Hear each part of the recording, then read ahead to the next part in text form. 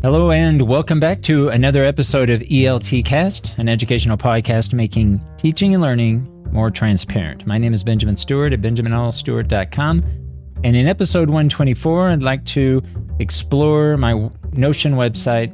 Whether you're a longtime follower or new to my content, this episode will give you a comprehensive overview of how everything is organized and how you can navigate the site with ease. So let's get started. First, let's talk about the structure of the website. The content is primarily divided into three main categories: blog posts, courses, and tasks or lessons. Each of these categories is packed with valuable information and resources to support your learning journey. Finding what you need on the website is straightforward. You have a couple of options.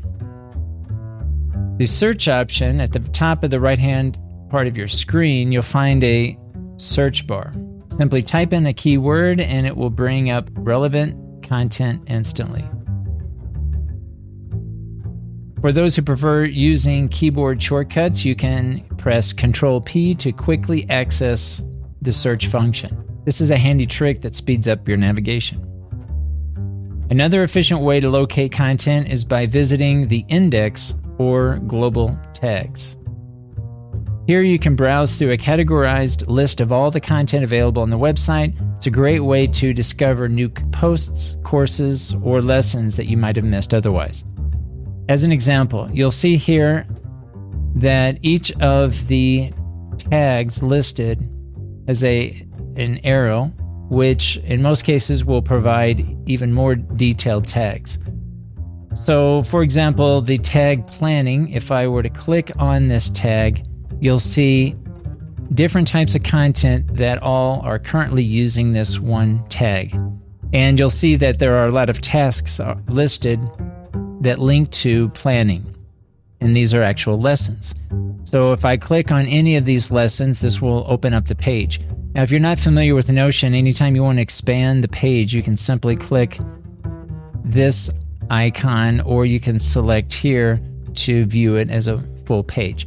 But because I'm just browsing through, I can simply go back and select this and go in and out of these different pages as I would like. In this case, there are also projects that have this tag. In this case, there are also blog posts that have the same tag. So you can go through and find hopefully what you're looking for by selecting the different tags that are included in this list. Now you'll see in some cases I'm still developing certain areas, so some tags will have more content than others. But again, this is another way that you can access the course content on this page or on this website. Now that you know how to find your way around, let's delve into how the content is organized behind the scenes. I use Forte's PARA method, which stands for Projects, Areas, Resources, and Archives. You can find more information if you do a search online. This method helps keep everything structured and easily accessible. The content found on this website is loosely based on the PARA method and is divided into 4 key databases.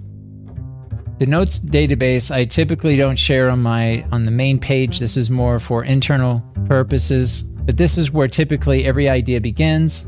Notes can spark a new blog post, a lesson plan, or even a new course. It's the brainstorming hub of the website. The task database contains tasks that are specific actions or lessons that need to be completed. These tasks are often linked to larger projects. A blog areas references database. This is where I combine different databases where blog posts, areas of focus, and references are stored. It keeps all of the written content and research organized and interconnected. For my workflow, references is similar to Forte's resources. Projects database. This contains databases that encompass larger initiatives that often include multiple tasks and notes and typically have dates when the project begins and ends. For example, creating a new course would be considered a project with typically various tasks and notes linked to it. My workflow in Notion is heavily reliant on these relations. Tasks such as individual lessons are linked to projects. Projects are connected to broader areas of focus, and references are tied back to specific tasks or blog posts. but could also be linked to lessons or anything else for that matter. This relational structure ensures that everything is interconnected and easy to find. I hope this gives you a clear picture of how to navigate and understand the structure of my Notion website. I'm always looking to improve and would love to hear your thoughts. Please feel free to leave feedback on my content page or wherever you found this episode. Your input is invaluable and helps me create better content for you. Thank you for tuning into this episode of ELT Cast, making English language teaching and learning more transparent.